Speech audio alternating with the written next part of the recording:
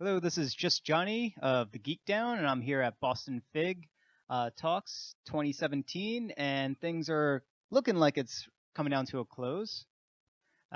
We just got the signal, so it's definitely 15 minutes, definitely coming down to a close. So we're on the timer, but I'm here with the last guest, Solomon, and he is with Idle Action Games, right?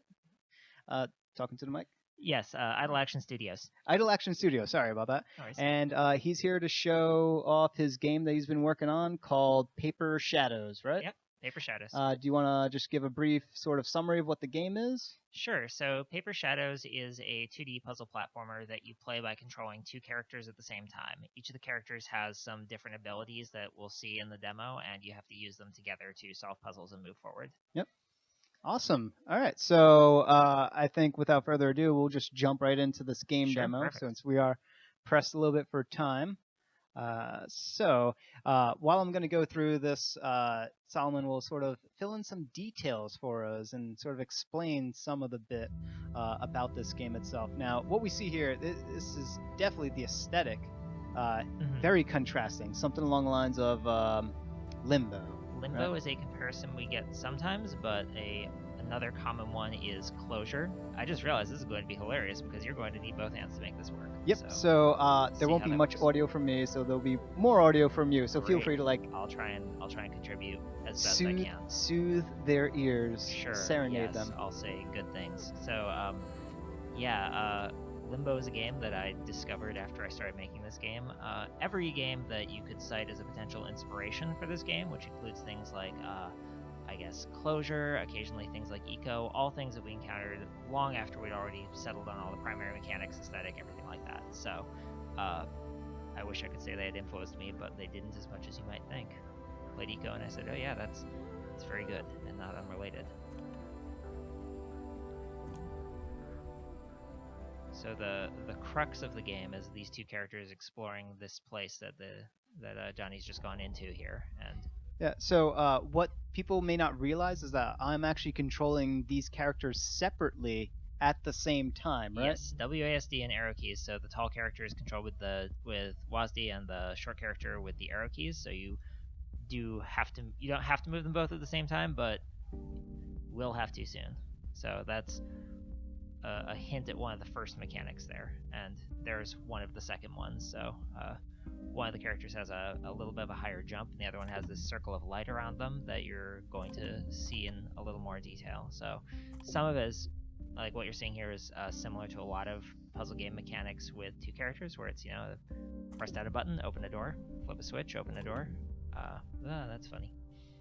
It's still in development, so there's some interesting animation bugs, things like that.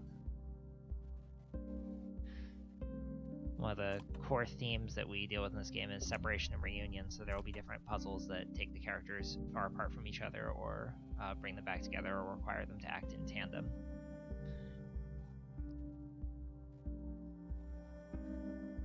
And as you may be able to tell, the light that you see that reveals or makes some objects disappear is actually changing whether the objects can be interacted with or not. So if you can't see it, it doesn't exist.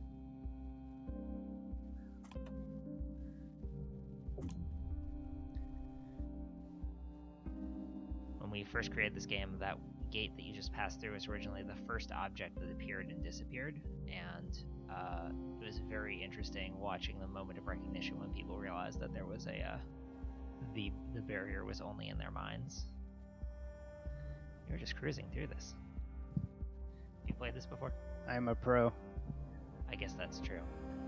It is actually professional. Do you want any background on the history of the game, studio, anything like that? No, feel free to share background information. Sure. So this is a game I started with a friend of mine out of college when we lived together the year after school. Both programmers, started something small with just a couple of cubes moving around on screens and weighing down buttons together. Eventually, we expanded and got a number of artists who went through many of them. Turns out when you're working on a passion project, that lasts as long as people have the time and inclination to work on it. But we've settled on an artist who has a very consistent design. She's responsible for the character designs, most of the objects here, and another artist working on the patterns. So the game draws a little bit of its inspiration from traditional shadow puppetry, especially Indonesian and Southeast Asian shadow puppetry. So we actually have one of our artists has spent a lot of time in Indonesia, and she provided some of the patternings that you see in the background tiles or gates. So that's where some of that comes from. So one of the core mechanics of this game is that each character is not only controlling two characters at the same time, but each one has their unique characteristics that you have to sort of leverage in order to in order to progress. And I guess the lantern that this shorter character is using is what you said earlier, is providing. It's showing the world in a different way. I don't know how to better say it, but it's revealing more information. And the other character, the more slender, taller one, is able to jump higher. Yes, and there's other things that aren't necessarily obvious. So the tall character is also the only one who can operate levers. In general, they're more athletic, I guess is the way to put it. Like they're more of a doer. The other one is more of a seer. So the shorter one will show things, and that the taller character is then able to interact with. Oh, yes, that happens. But yes, so this is not an area that the shorter character can jump to. So the taller character has to handle this gap. Often you'll have to use them separately. Occasionally, you have to use them together as to make that jump. Later in the game, the most devious puzzles require you to do different things with the characters at the same time. I'm not sure how we are for time. This is an all right place to stop. It's about the midway point of the demo. So.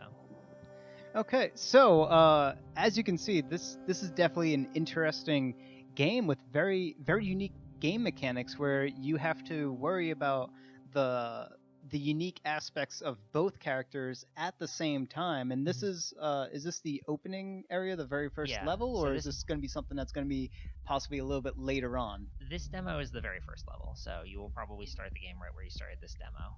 Okay, so it's really like pushing these mechanics to the player first and foremost, because I'm assuming later on you're really going to exploit the nuances of what you have here. Yeah, exactly. So there's a few other mechanics that we introduced later in the game as well. Without giving too much detail away, there's also several creatures within the area you are that you can interact with, and they'll interact with the different characters in different ways. And there's abilities that you can gain. There's items you can get that essentially offer either character can hold the item, but it offers each of them a different power. So, for example, there's like a bat symbol that you can get, a talisman, and if you give it to the tall character, they're able to double jump and reach much greater heights. And if you give it to the shorter character, everything within the circle of the lantern has its gravity inverted, so the taller character can walk on, except for him. So the taller character can walk on ceilings, blocks float up into the air, things like that. Is it always going to be two characters? It's always these two characters. Okay. Yes, it's not. I was about to say, if you start throwing three, I'm like, oh my god, so many characters. Yeah, we only ask you to do the two-handed thing. But it sounds like you just start at like a nice 8 as far as complexity, then you really start to ramp it up. But not that it's. I mean, you saw me breeze through that pretty well. I mean, I have to, Sure. let you know that I did play this before. Yes, I was wondering. So that's why I was breezing through it.